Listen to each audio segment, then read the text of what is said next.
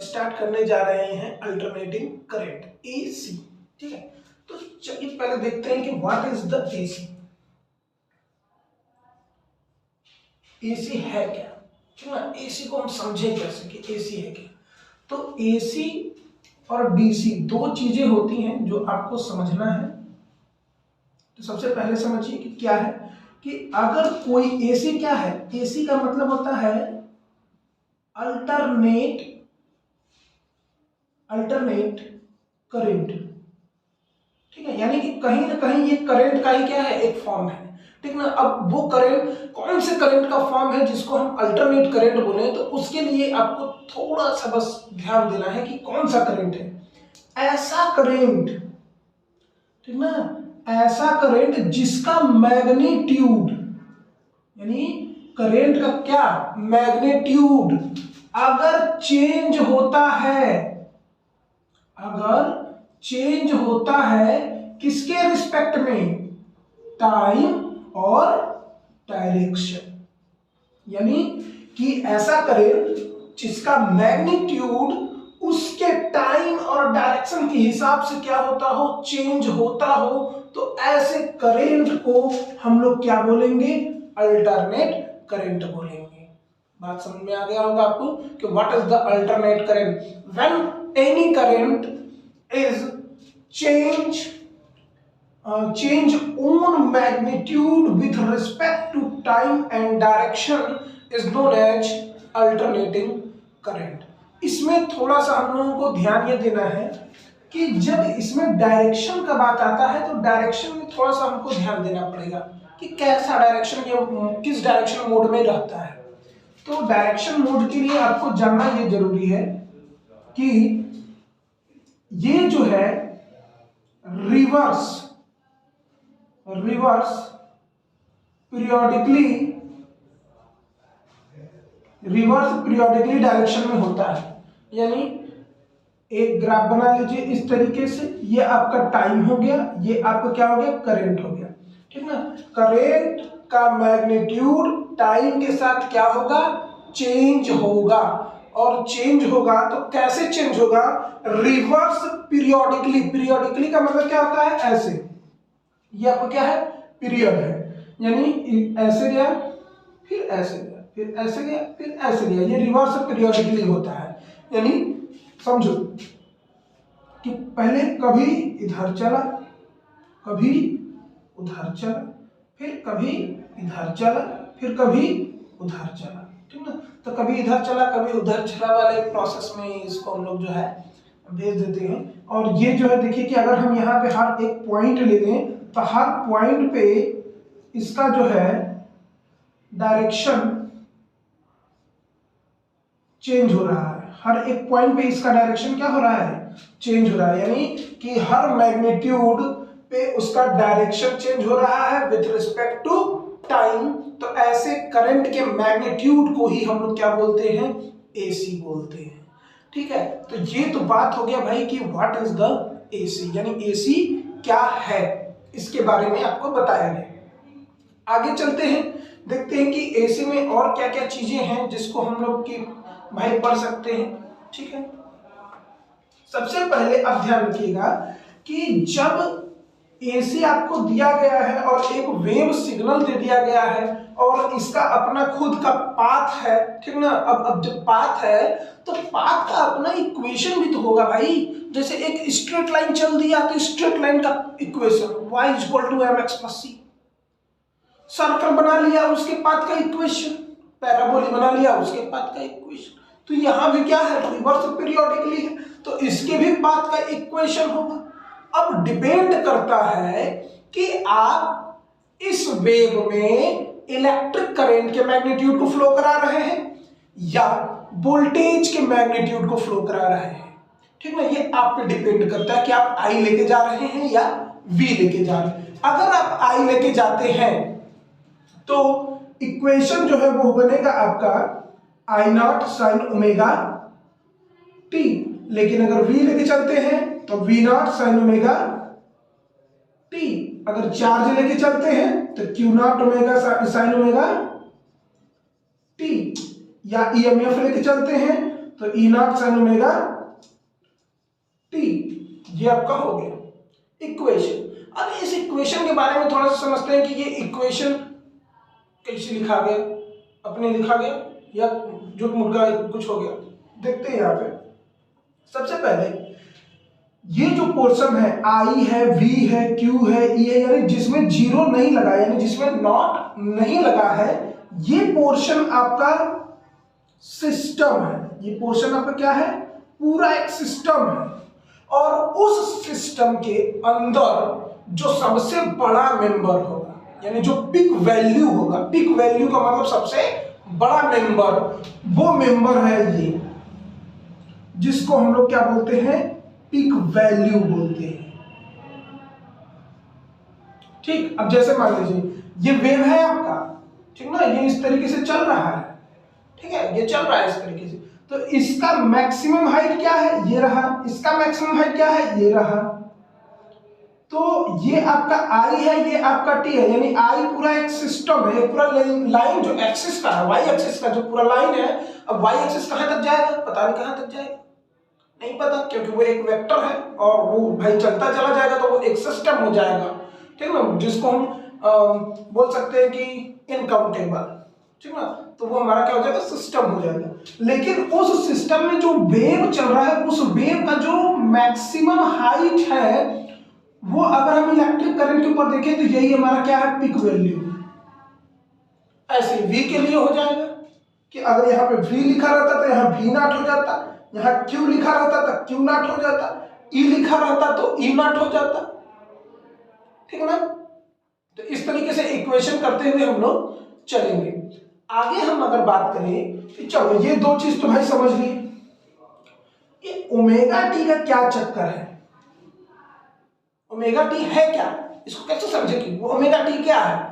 एक सिंपल सा class 11th में, आप क्लास 11th के चैप्टर नंबर 7 में रोटेशनल मोशन वाला जो था चैप्टर, वहीं से उठाकर हम थोड़ा सा ला रहे हैं, ध्यान से देखिएगा। मान लीजिए कि वेलोसिटी इज इक्वल टू होता क्या है, डिस्प्लेसमेंट अपान के टाइम, लेकिन यहां पे जो पाथ है वो कैसा है, अगर इसका आधा काट के यहां लगा दिया जाए तो ये पाथ कुछ इस तरीके से बन रहा है, कुछ सर्कल टाइप का बन रहा है, मान लेते हैं सर्कुलर मोशन, ठीक है। तो यहां पे टर्म क्या जुड़ जाएगा, एंगुलर, यहां भी टर्म जुड़ जाएगा एंगुलर। तो एंगुलर वेलोसिटी जो होता है वो होता है ओमेगा, और एंगुलर डिस्प्लेसमेंट जो होता है वो क्या होता है, एंगल थीटा।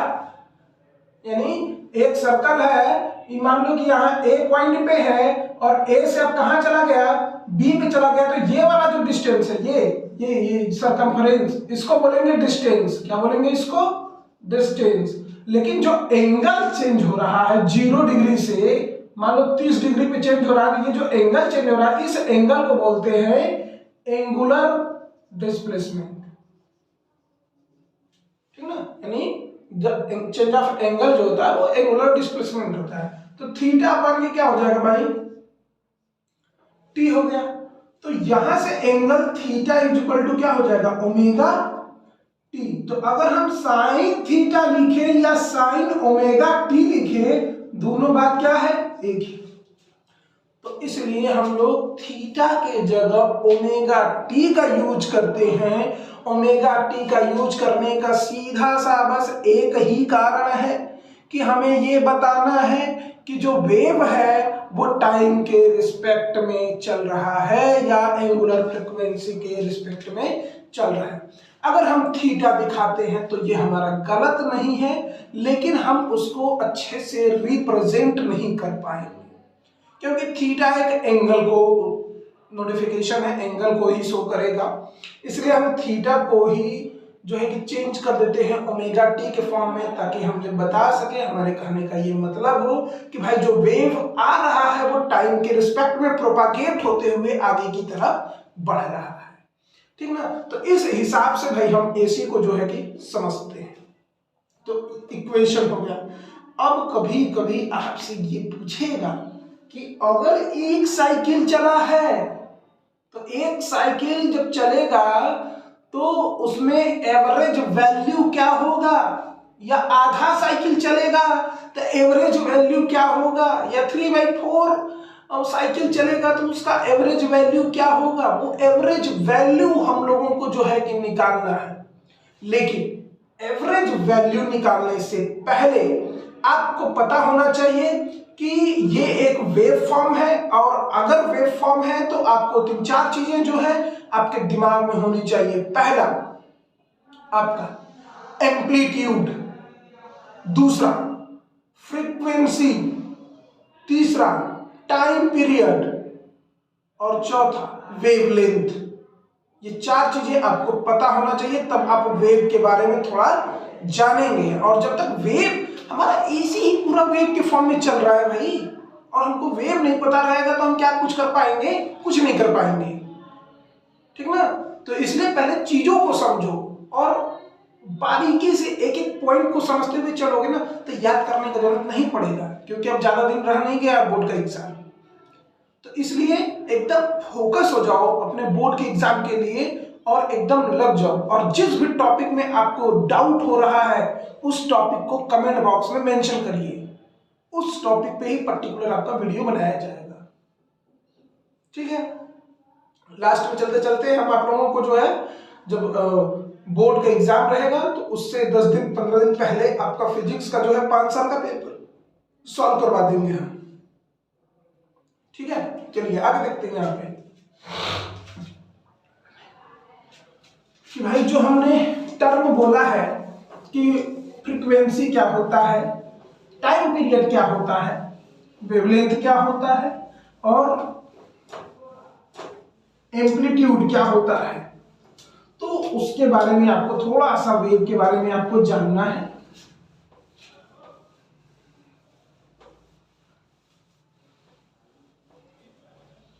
चलिए वेव के बारे में थोड़ा सा जानते हैं। एक वेव है इस तरीके से, ये आपका प्रोपागेट होता हुआ जा रहा है, ठीक है, ये आपका टाइम है, और ये आपका मान लीजिए करंट है।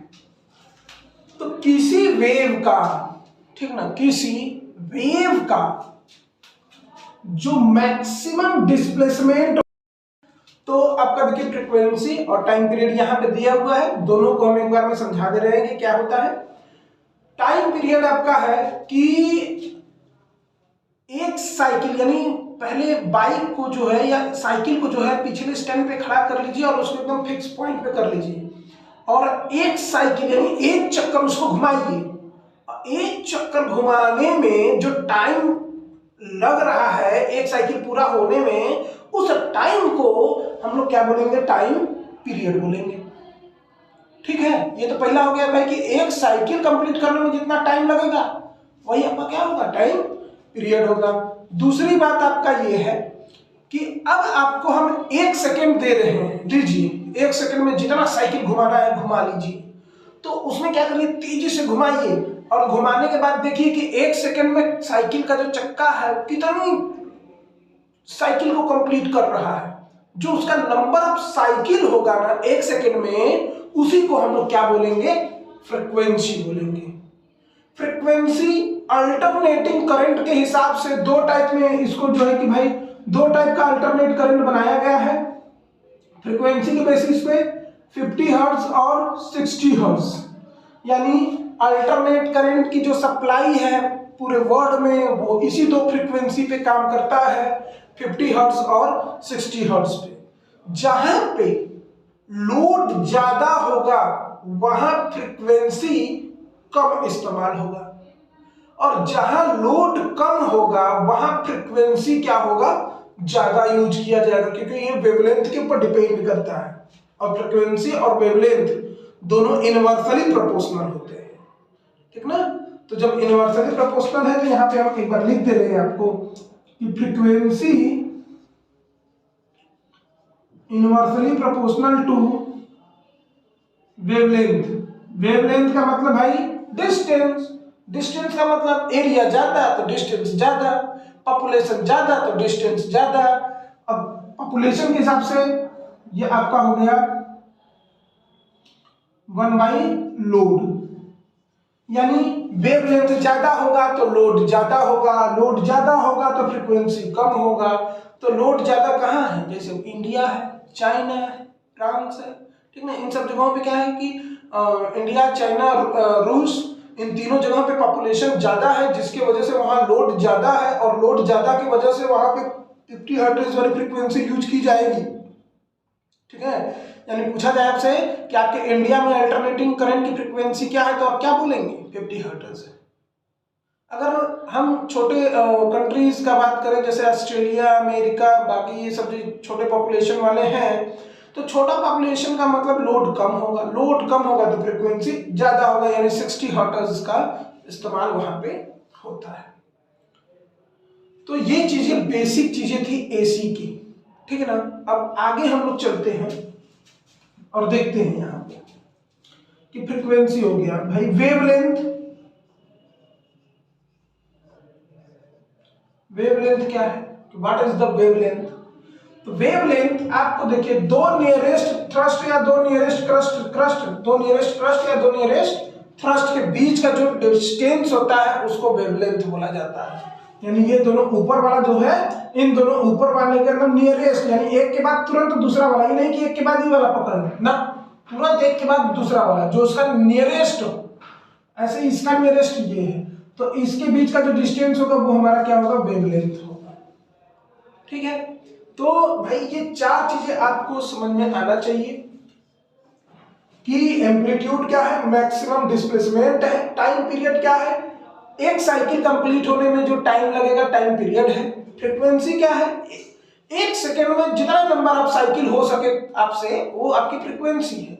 और वेवलेंथ का अगर हम बात करें तो वेवलेंथ क्या है, दो पहाड़ी या दो नीचे वाले पहाड़ी के बीच का डिस्टेंस, वेवलेंथ, ठीक।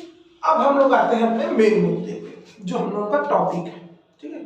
तो टॉपिक के हिसाब से अगर हम लोग बात करें तो क्या क्या है, उसके लिए हम लोग देखते हैं।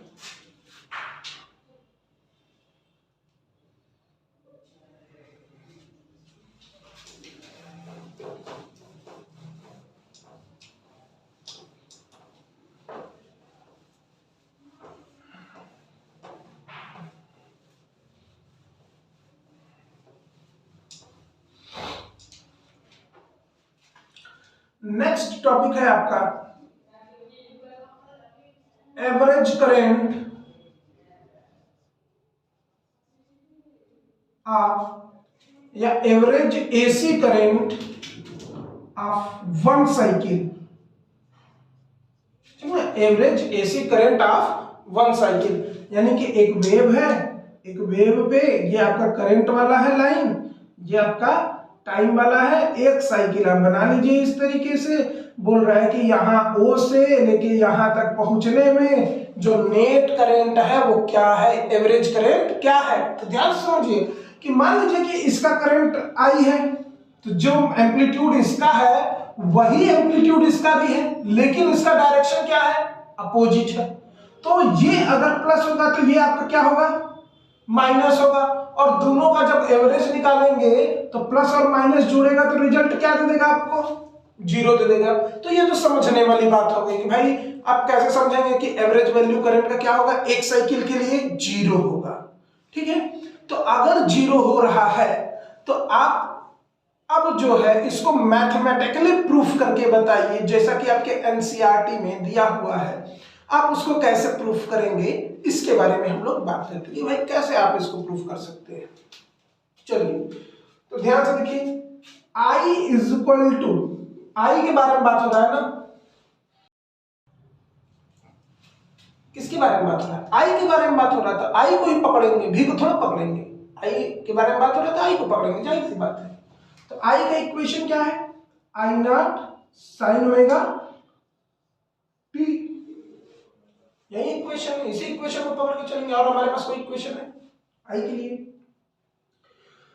तो यहां पे अगर हम बात करें कि तो आई को हम क्या लिख सकते हैं, डी क्यू अपान के D T is equal to I naught sine omega T, D T को उधर भेजो, तो D Q is equal to I naught sine omega T D T, हो गया। अब ध्यान से देखिए किसका फंक्शन, पहले इंटीग्रेशन करने से पहले पता करो किसका फंक्शन।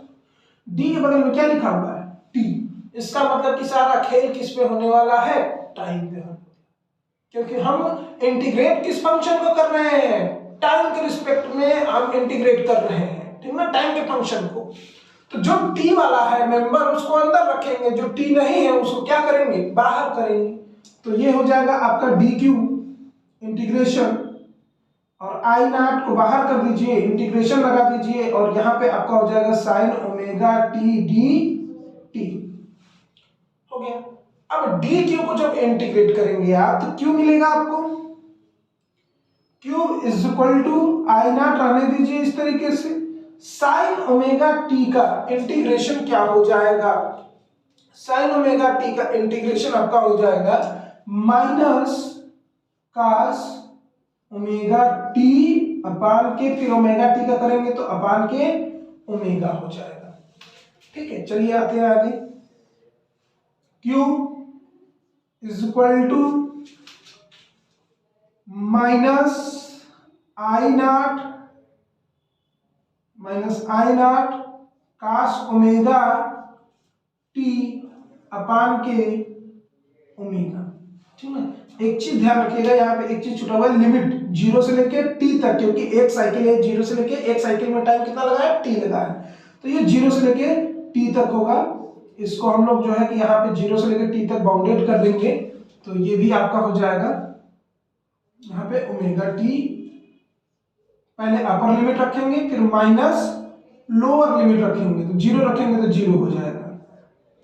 तो Q is equal to minus I not by omega cos omega is equal to क्या होता है, 2 पाई बाई टी होता है, रख दो यहाँ पे 2 पाई बाई टी, और ये वाला टी ऑलरेडी इनटू है, अब माइनस कास 0 का वैल्यू 1, टी से टी कट गया, Q is equal to minus I not by omega cos 2 pi का वैल्यू 1 माइनस 1, ये इससे कट के 0 हो गया, और 0 का मल्टीप्लाई इसमें हुआ तो Q इज इक्वल टू क्या मिल गया भाई, 0 मिल गया। हमको क्या निकालना है, करंट निकालना है। तो करंट इज इक्वल टू क्या होता है, I is equal to Q by T होता है, एक साइकिल के लिए t है तो एक साइकिल का t यहाँ पे रखेंगे, Q का वैल्यू 0 है, 0 बटा t, यानी आंसर कितना हो गया 0, यानी I एवरेज जो है आपको कितना आ गया 0 आ गया। देखिए यही चीज हम यहाँ पे आपको समझा रहे थे कि कैसे ये 0 है, लेकिन उसको आपको मैथमेटिकली ऐसे प्रूफ करना पड़ेगा, ठीक है ना। इसका स्क्रीनशॉट ले लीजिए और फिर बाद में आप नोट कर लीजिएगा, ठीक है। और इसका हम एक साइकिल के लिए अभी आगे बात करेंगे कि भाई एक साइकिल का तो बात हो गया, अब आधे साइकिल का एवरेज, यानी कि यहां से यहां पहुंचेगा तब इसका एवरेज वैल्यू क्या होगा करंट का, या 3 हिस्सा पहुंचा 3 टाइम्स पहुंचा तब उसका एवरेज वैल्यू क्या होगा। तो एक साइकिल के लिए और आधा साइकिल के लिए हम पढ़ लेंगे, तो बाकी सबके लिए आराम से हम क्या कर सकते हैं, निकाल सकते हैं, ठीक है।